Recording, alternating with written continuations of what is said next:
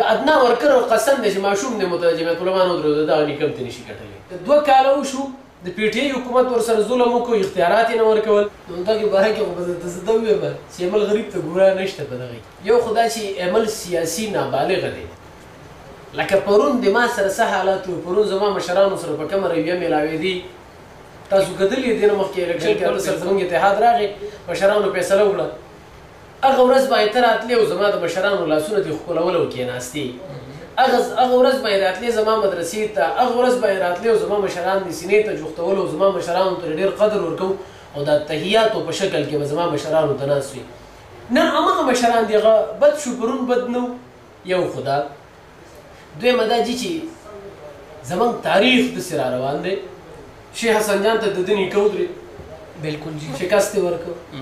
که د پلار راغی 2 پیري زموږ علمي او روحاني پلار مولانا سید ګور شاه صاحب دامت برکاتهم العالیه چې فاتح 400 دی چې الحمدلله یو قوت جمعیت الاسلام ته مخې ته نشي راتلی په 400 باندې 2 پیري د پلار ته شکست ورکړ او په داسې انداز یې شکست ورکړ چې شیخ حسن جان رحمه الله شکست ورکړ د سیاست نه توبه کړه.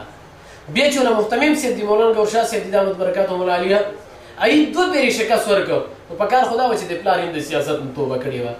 اوس دی چې ودرېده نو دم لاسونه جوړه کړو، موږ ته یې مینت وکړه چېرې چې ما سره ملګري شي.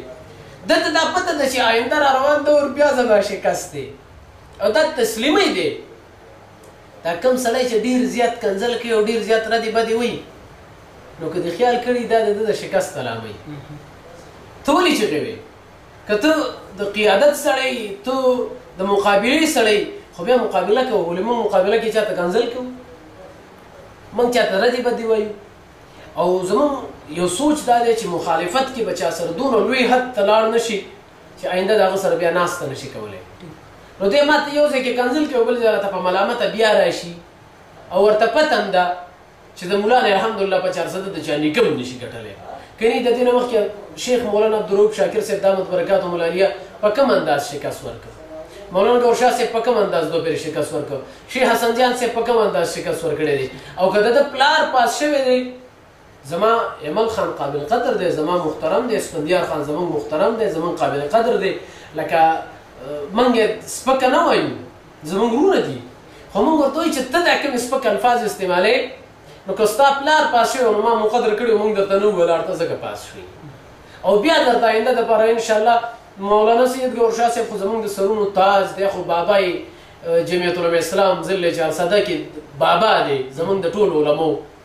که ادنا ورکر او قسم دی چې ماشوم دی مترجمه علما نه درلوده دغه نیکم ته نشي ګټلی. مولانا عبدالرؤف شاکر صاحب دامت برکاتهم العالیه. نو مولانا عبدالرؤف شاکر صاحب په وس کې د تحصیل په کونسل کې چې څونه طاقت وي مطالبه به تیا عمره کېږي. که اوس وایي چې نه مولانا عبدالرؤف شاکر صاحب به د وزیر اعلی عمره کار کوي دا ممکنه نه ده، که نه ده داسې. یا چې د ایم این ای وس غواړي دا ممکنه نه ده. چې کوم د هغه د کورسۍ سره مناسب کارونه دي الحمدلله دا موږ په چیلنج سره وایو چې 2 کاله وشو د پی ټی آی حکومت ورسره ظلم وکړو، اختیارات یې نه ورکول. چې اختیارات یې ورکړه د هغې نه بعد کې اوس څه شته دی نه فنډونه نشته، بیا نګران حکومت راغی. د دې باوجود سولر سیسټمي، لارې کوڅې، نالۍ، مړ ټرانسفرمري، دا څومره کارونه چې نور میران ورته نور چیرمنان ورته حیران دي او ورته وایي چې حضرت دا تا ته دا دونه څیز د کوم ځای نه راغی چې تا دا دونه کارونه وکړل.